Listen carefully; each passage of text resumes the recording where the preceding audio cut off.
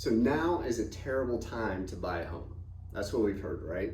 You know, with all the news about the interest rates rising to us being in a recession, this equals up to just do not buy now. Wait, the market's going to crash like it did in 2008, or if it's not that bad, it'll be close to it. So just wait until this all blows over and then buy, if you can, right?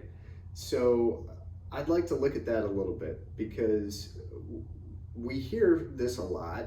Anytime you turn on the news, especially the 24-hour news networks, you're going to hear this repeated. On the evening news, there's going to be at least one piece pretty much every night on either how bad the economy is or how bad things are in housing. But the two things they typically cite are interest rates, right? We all know interest rates are higher than they've been in the past several years, and the Fed is expecting at least 2 more rate hikes. That's what they've said. Heck, they might do more. Who knows? And the other thing we hear a lot is that prices are falling. Everyone's trying to fire sale their home. Price reductions, properties are being slashed in value, right?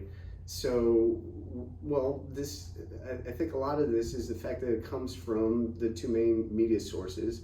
Our media is very New York City and LA centric, right? So what's going on in those areas gets a little bit more of a priority of what's going on here in North Texas. So what is going on in those areas? Well, in real estate, not much good. Prices are falling, days on market are increasing. New York City, for instance, has days on market approaching 50 days, which is crazy high. I've never seen that high here in North Texas. In fact, days on market here are still around the 10-day range. So why doesn't that jive? What's the difference? What's the difference between North Texas and New York and LA? And why are we hearing this narrative of, oh, things are so bad right now? Well, because they are bad there, but here in North Texas, we have high net migration. We have a very diversified economy. We're not tech heavy, we're not energy heavy, but we have a little bit of pretty much every industry: tech, manufacturing, pharmaceutical, energy. Very diverse and very strong economy here. And post-COVID, a lot of people are actually moving here from places like New York and LA. So that makes this market very insulated from whatever happens to the rest of the US. And as a result, what happens in the Northeast and in the California coast isn't going to hit here so quickly, if at all. If we remember back to 2008 through 2010, what happened here in North Texas? Well, we saw prices fall 50% on the East Coast, even more in Florida. Here in North Texas, prices dipped 5-10%.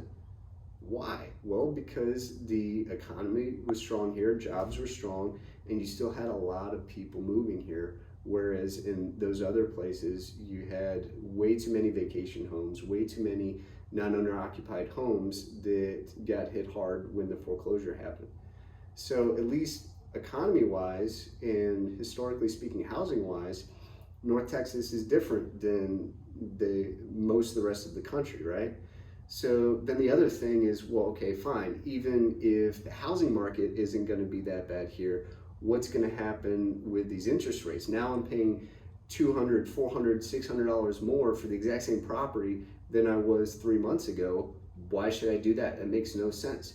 If you extrapolate that over the course of a full year, you're talking thousands of dollars that I'm lighting on fire. Why would I do that? Well, I would say because those interest rates aren't going to be high for very long. The reason why the Fed raised the rates is to slow down the housing market, which they've done. Most of the country is in a flatter, declining market right now. So achievement unlocked, Fed, you've done it.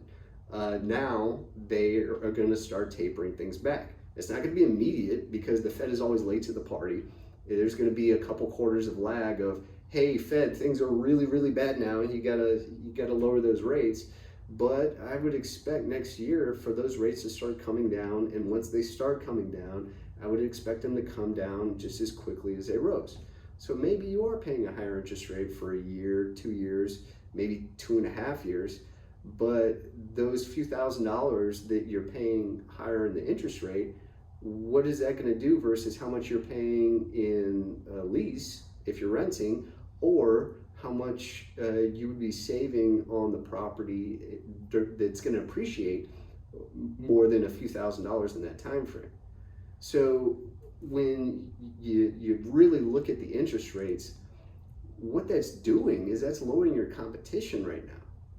A lot of people have bought into this scare tactic of the mortgages are so high that they're not really putting pen to paper and figuring out what the implications are of that in the long term.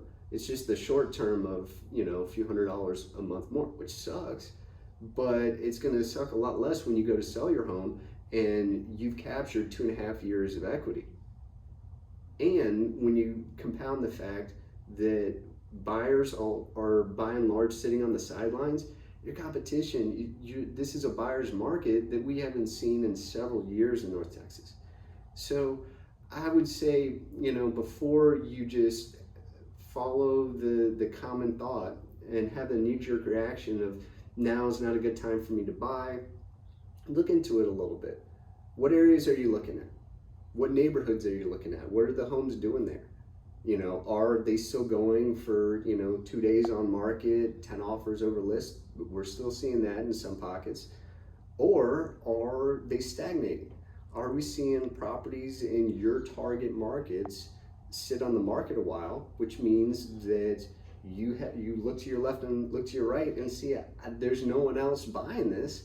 I can go in and get a deeper price reduction on this property that's already been reduced twice and get a good value now. And one thing I'd also like to add is if you're looking for investment properties, specifically rentals, if you are looking for a rental property, this next 6 to 10 months is going to be an ideal time to look for rental properties, because rental properties, typically you're going to buy something that's a little bit distressed or a lot distressed in some cases, and stuff that buyers by and large don't want, because that's where your value is. So the market always affects houses on the lower end, the less desirable houses first. If it has some quirks with the floor plan, with the condition of the property, if it's got foundation issues, buyers are going to run away from those in a buyer's market. They're gravitating towards the newer, the updated, the perfectly working mechanical homes, where your roof, foundation, HVAC, plumbing, electrical are good to go. Your 5 majors, right? They're gravitating towards those rather than the house that, hasn't been lived in for a bit, or maybe there were renters in it and they trashed it.